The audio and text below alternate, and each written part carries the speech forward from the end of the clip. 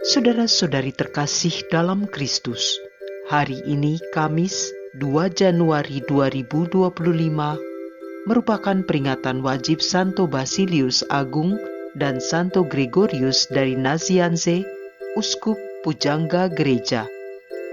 Bacaan dibawakan oleh Bernadette Esther, Mazmur dilantunkan oleh Marisa Monique, dan renungan ditulis oleh Maria Monica. Selamat menekuni Sabda Allah.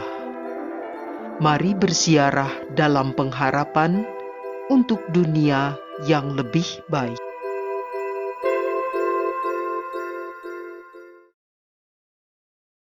Dalam nama Bapa dan Putra dan Roh Kudus. Amin. Allah yang Maha Kuasa dan Kekal, terima kasih untuk berkat-Mu hari ini dan sepanjang tahun lalu. Kami mau mendengar dan merenungkan kebenaran yang berasal dari Engkau melalui sabda-Mu hari ini, dengan pengantaraan Kristus Tuhan dan Penyelamat kami. Amin. Bacaan dari surat pertama Rasul Yohanes, bab 2, ayat 22 sampai 28. Anak-anakku terkasih, barang siapa menyangkal bahwa Yesus adalah Kristus, dia itu seorang pendusta. Dan barang siapa menyangkal baik bapa maupun anak, dia itu adalah anti-Kristus. Sebab barang siapa menyangkal anak, ia juga tidak memiliki bapa. Barang siapa mengakui anak, ia juga memiliki bapa. Dan kamu, apa yang telah kamu dengar dari semula, itu harus tetap tinggal di dalam dirimu. Jika apa yang telah kamu dengar dari semula itu tetap tinggal di dalam dirimu, maka kamu akan tetap tinggal di dalam anak dan di dalam Bapa. Dan inilah janji yang telah dijanjikannya sendiri kepada kita, yaitu hidup yang kekal. Semua ini kutulis kepadamu, yaitu mengenai orang-orang yang berusaha menyesatkan kamu. Sebab di dalam dirimu tetap ada pengurapan yang telah kamu terima dari Yesus. Karena itu tidak perlu kamu diajar oleh orang lain. Tetapi sebagaimana pengurapan Yesus mengajar kamu tentang segala sesuatu, dan pengajarannya itu benar, tidak dusta, dan sebagaimana Ia dahulu telah mengajar kamu, maka demikianlah hendaknya kamu tetap tinggal di dalam Dia. Maka sekarang anak-anakku, tinggallah di dalam Kristus, supaya apabila Ia menyatakan dirinya, kita beroleh keberanian, percaya, dan tidak usah malu terhadap Dia pada hari kedatangannya. Demikianlah sabda Tuhan.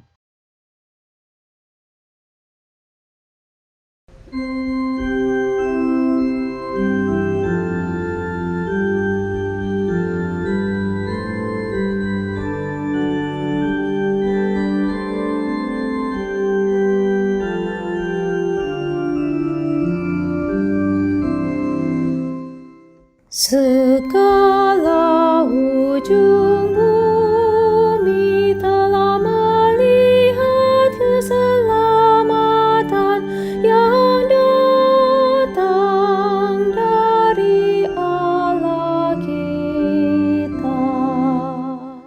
Nyanyikanlah lagu baru bagi Tuhan, sebab Ia telah melakukan karya-karya yang ajaib. Keselamatan telah dikerjakan oleh tangan kanannya, oleh lengannya yang kudus. Segala ujung bumi telah melihat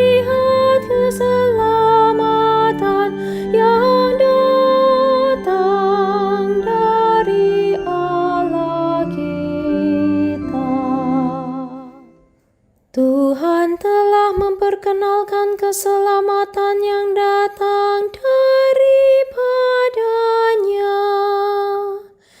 Ia telah menyatakan keadilannya di hadapan para bangsa. Ia ingat akan kasih dan kesetiaannya terhadap kaum Israel. Segala ujung bumi telah melihat keselamatan yang datang dari Allah kita. Segala ujung bumi telah melihat keselamatan yang datang dari Allah kita. Bersorak-sorailah bagi Tuhan, hai seluruh bumi. Bergembiralah dan bermazmurlah. Segala ujung bumi telah melihat keselamatan yang datang dari Allah kita.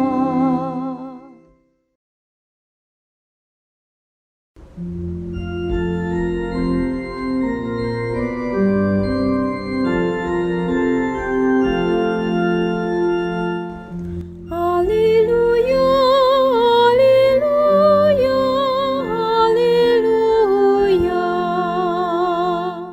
Dahulu kala dengan pelbagai cara Allah berbicara kepada leluhur kita dengan perantaraan para nabi. Pada zaman akhir ini Ia berbicara kepada kita dengan perantaraan Anak-Nya. Haleluya, haleluya, haleluya.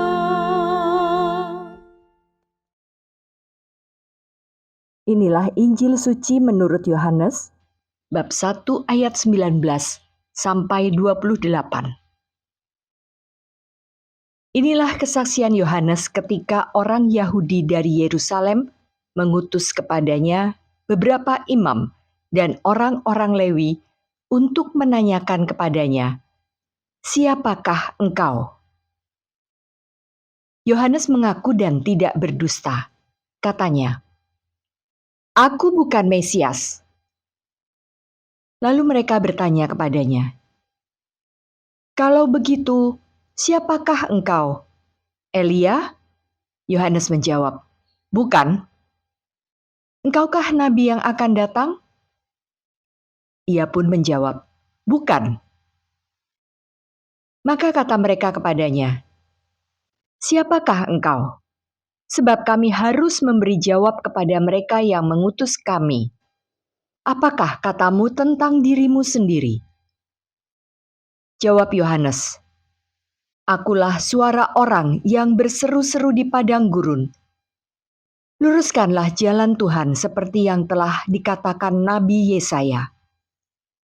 Di antara orang-orang yang diutus itu, ada beberapa orang Farisi. Mereka bertanya kepadanya, "Mengapa engkau membaptis jikalau engkau bukan Mesias, bukan Elia, dan bukan nabi yang akan datang?" Yohanes menjawab kepada mereka, "Aku membaptis dengan air, tetapi di tengah-tengah kamu berdiri Dia yang tidak kamu kenal, yaitu Dia yang datang kemudian daripadaku.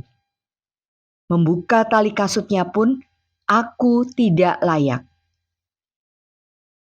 Hal ini terjadi di Betania yang di seberang sungai Yordan, di mana Yohanes membaptis orang. Demikianlah sabda Tuhan.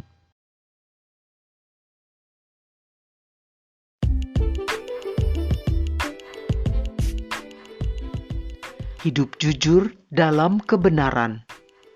Renungan dibawakan oleh Maria Monica.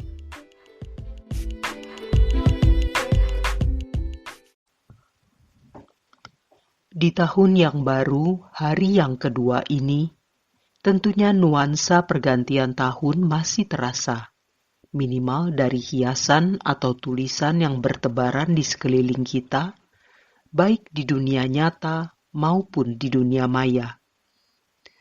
Di malam pergantian tahun, suara bising petasan dan kembang api seolah berlomba membuat keriuhan, menyaingi berita-berita yang berseliweran di media sosial. Saling klaim dan saling tuding atas satu isu disusul oleh isu lain dan isu berikutnya yang seakan tak habis-habisnya bak banjir badang yang terjadi di musim hujan dengan curah hujan yang tinggi seperti saat ini. Dalam situasi berisik itu, kita boleh jadi bertanya, di mana kebenaran? Di mana kejujuran? Siapa yang bisa dipercaya? Ibu, bapak, kaum muda, rekan seperjalanan yang dikasihi Tuhan, tahun ini kita diajak untuk lebih lagi menghayati peziarahan kita sebagai umat beriman dengan semakin menyadari penyertaan dan kerahiman Allah. Tahun jubileum yang diperingati setiap 25 tahun sekali yang jatuh pada tahun ini menjadi simbol harapan dan refleksi kita. Dan hari ini kita diajak merefleksikan makna kebenaran dan kejujuran yang diteladankan oleh Santo Yohanes Pembaptis serta keberanian Santo Basilius Agung dan Santo Gregorius dalam membela kebenaran iman akan Yesus Kristus yang peringatannya kita kenang hari ini.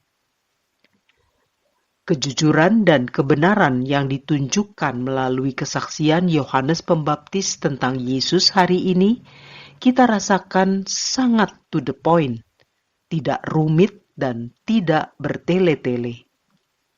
Sebagai orang baru, dalam tanda kutip, yang melakukan pelayanan saat itu, Yohanes Pembaptis membawa pesan yang mengejutkan, yaitu janji tentang kedatangan Mesias dan melakukan pembaptisan. Karena itulah ia diselidiki oleh para pemuka agama Yahudi. Ketika ia ditanya, "Siapakah engkau?"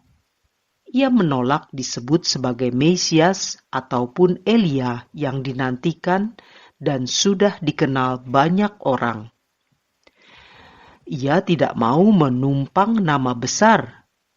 Saat ia dikejar terus untuk menyatakan jati dirinya, dia menjawab tentang misi hidupnya. Dalam semuanya itu, ia tidak berdusta. Dia bahkan meninggikan orang yang akan datang setelah dia, yaitu Yesus Kristus, yang kalau kita rasa-rasakan seperti promosi yang bikin orang penasaran. Sebab ia mengatakannya begini, "Aku membaptis dengan air, tetapi di tengah-tengah kamu berdiri Dia yang tidak kamu kenal, yaitu Dia yang datang kemudian daripadaku. Membuka tali kasutnya pun aku tidak layak." Yohanes bukan saja jujur dan menyatakan kebenaran, ia juga tahu diri. Ia mementingkan apa dan siapa yang ia wartakan, dan bukan dirinya sebagai pewarta. Keberanian sebagai pewarta kebenaran juga bisa kita contoh dari Santo Basilius Agung dan Santo Gregorius, dua orang sahabat yang dipertemukan di Athena. Mereka berkarya di abad keempat saat faham Arianisme berusaha menggoyahkan ajaran yang benar tentang Yesus Kristus. ketegasan dan semangat Santo Basilius Agung, serta ketenangan dan kesabaran Santo Gregorius dalam menghadapi dusta yang disebarkan oleh mereka yang antikristus, membuat gereja terus berkembang hingga saat ini. Rasul Yohanes dalam suratnya yang telah memperingatkan tentang pengajaran yang bisa menyesatkan umat, kiranya menjadi perhatian dan kewaspadaan kita untuk tidak mudah terombang-ambing oleh ajaran dari sumber yang tidak kita kenal. Kita mesti waspada dan membedakan siapa yang bisa kita percaya. Jadi, siapa yang benar, siapa yang jujur, siapa yang bisa kita percaya di zaman yang absurd ini? Rasul Yohanes dalam suratnya mengatakan, "Di dalam dirimu tetap ada pengurapan yang telah kamu terima dari Yesus. Karena itu, tidak perlu kamu diajar oleh orang lain." Mari kita semakin terbuka dan jujur untuk berani mendalami ajaran-ajaran gereja Katolik dengan lebih seksama, sehingga kita bisa teguh berdiri dalam menghadapi pelbagai kemungkinan penyesatan. Marilah berdoa. Allah Bapa yang Maha Rahim, Engkau mengetahui kelemahan-kelemahan kami. Bimbing kami dalam mencari kebenaran yang sejati. Dengan pertolongan rahmat-Mu, jauhkanlah kami dari perbuatan dusta, baik oleh diri kami sendiri, maupun akibat pengaruh buruk yang ada di sekitar kami. Doa ini kami panjatkan dengan pengantaraan Yesus Putra-Mu terkasih, yang bersama Dikau, dalam persekutuan Roh Kudus, Allah yang hidup, kini dan sepanjang masa. Dalam nama Bapa dan Putra dan Roh Kudus. Amin.